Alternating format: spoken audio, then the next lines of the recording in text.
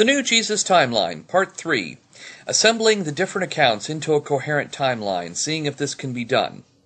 In the last episode, we cross-examined the 4 supposed eyewitness accounts on which the story is based. And in this episode, we're going to try to see if they match up with one another. Now, here is the period in history when Jesus is said to have lived. The life of Jesus was supposedly between 1 AD and 33 AD, with Paul having his Damascus experience sometime around 35 AD. Now, does this bear any close examination? Well, here is the historical cast of characters that provides some milestones or landmarks for us to go by. First, there is Herod the Great, who died in 4 BCE, roughly around the end of March. Then there's Quirinius, or Q on the timeline, was governor of Syria from 6 to 9 CE. Tiberius was emperor of Rome from 14 to 37 CE. And John the Baptist, or JTB on the timeline, was executed by Herod Antipas sometime around 33 to 34 CE. John the Baptist, according to Luke, started his ministry, quote, in the 15th year of the reign of Emperor Tiberius, Luke chapter 3, verse 1. This would have been about 28 CE.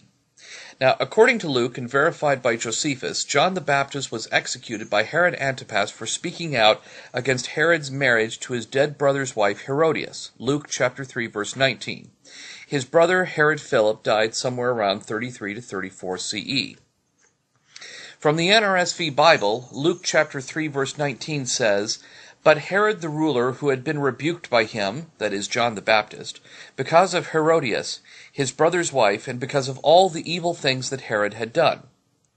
A footnote in the New Revised Standard Version of the Bible, 3rd edition, says, Herod Antipas had divorced the daughter of the Nabatean king in order to marry his niece Herodias, who had been married to Antipas's brother Herod Philip. So placing them on this timeline, here are all of those historical characters in the Gospels as they're featured, and exactly when they were active. Now, fitting Jesus' ministry into this timeline, we have to ask, how long was Jesus' ministry?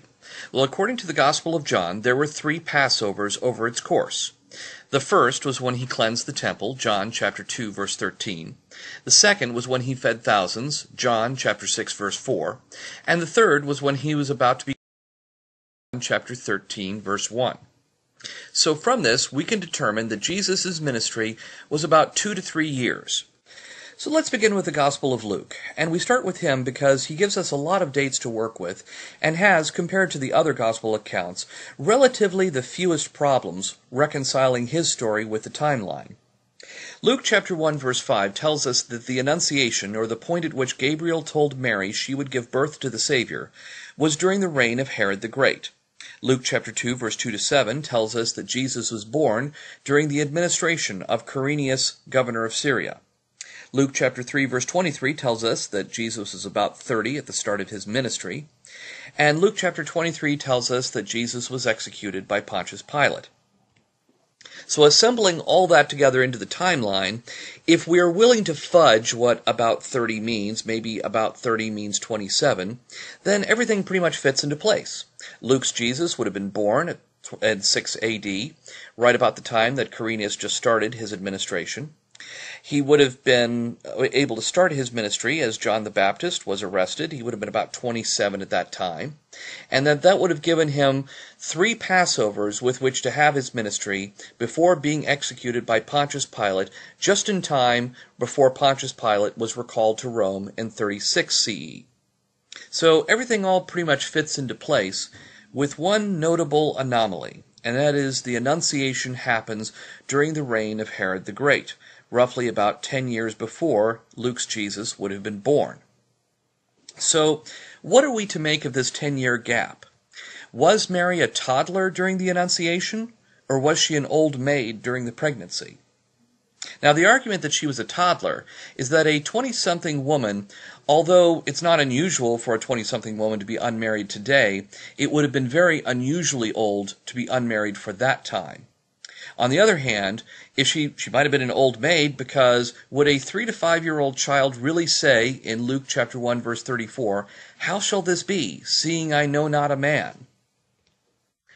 Now, to answer this question, I went to the Catholic Encyclopedia and did confirm that ancient Hebrew culture was pretty much like a lot of other cultures of the time. Although in the modern age we have a concept of adolescence, there was no such concept in a lot of cultures of the ancient world, that once you became a teenager, you were a man or a woman, and at that point you were of marriageable age. Now, the Catholic Encyclopedia confirms that Jewish maidens were considered marriageable at the age of 12 years and 6 months, though the actual age of the bride varied with circumstances. When Mary was 14, the high priest wished to send her home for marriage. So, apparently, Mary was a toddler during the Annunciation. So, we have to ask the question, which is more likely? That Mary was fully knowledgeable of the birds and the bees at the age of 4, enough to question an angel who announced she would give birth to the Lord, or that Luke messed up and thought that there was a much shorter gap between Herod the Great and Quirinius of Syria. Next we come to the Gospel of Mathazar. Oh, sorry, that's the Gospel of Matthew. Anyway, Matthew tells us in chapter 2, verse 16, that Jesus was born before the slaughter of the innocents. The slaughter of the innocents was when King Herod the Great, outraged that he had been deceived by the wise men, ordered that all the male infants around Jerusalem be put to the sword in an effort to try to kill the baby Jesus. So we know Jesus would have been born before then. Matthew chapter 4, verse 12 tells us that Jesus began his ministry after the arrest of John the Baptist. So, this gives us a very different looking timeline than from Luke's Jesus. There's about a 10-year gap between the birth of Matthew's Jesus and the birth of Luke's Jesus, and Matthew's Jesus would have been more like about 40 when he started his ministry instead of about 30. Finally, we come to the Gospel of John, and John provides us with perhaps the most detailed of the dates to work with.